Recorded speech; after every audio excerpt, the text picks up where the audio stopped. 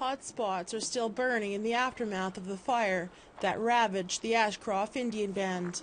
From the hillside, you can see the 6,100 hectares that burnt last Friday.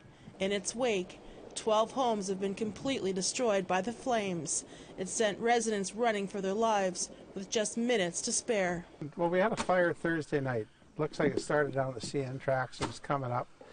And we had crews there, and it looked like they had it put out.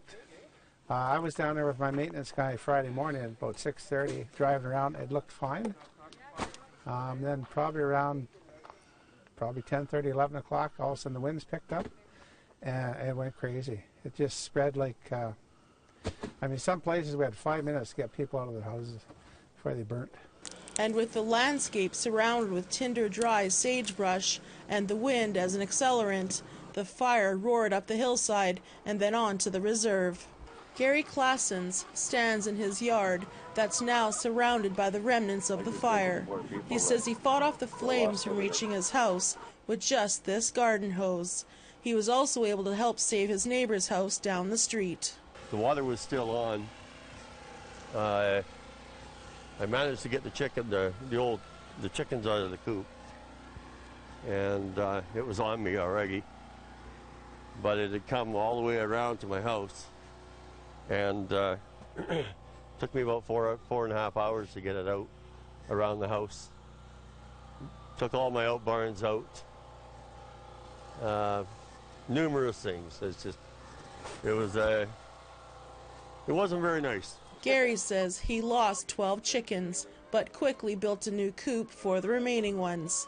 This is what's left of his apricot tree and raspberry bush. Was there a point where you're just going to say, I'm just going to get in my truck and go, or you're going to fight till the very end? Absolutely not. I'm too stubborn for that. Yeah. No, I stayed and we got her done.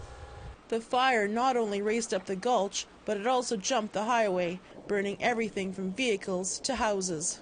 A local rancher let these 2 horses go after the fire entered his property. He didn't have time to move them to safety.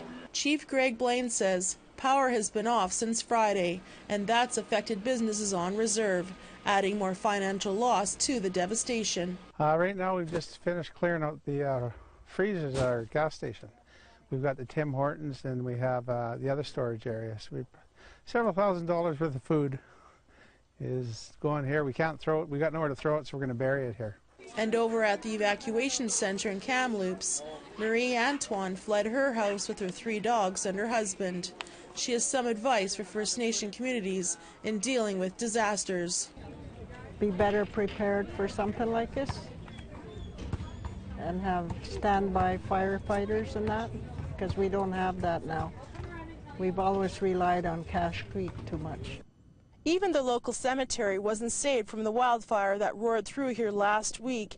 In fact, many of the headstones were made out of wood, making it difficult now to identify the graves. But the community plans to rebuild. Tina House, APTN National News, Ashcroft.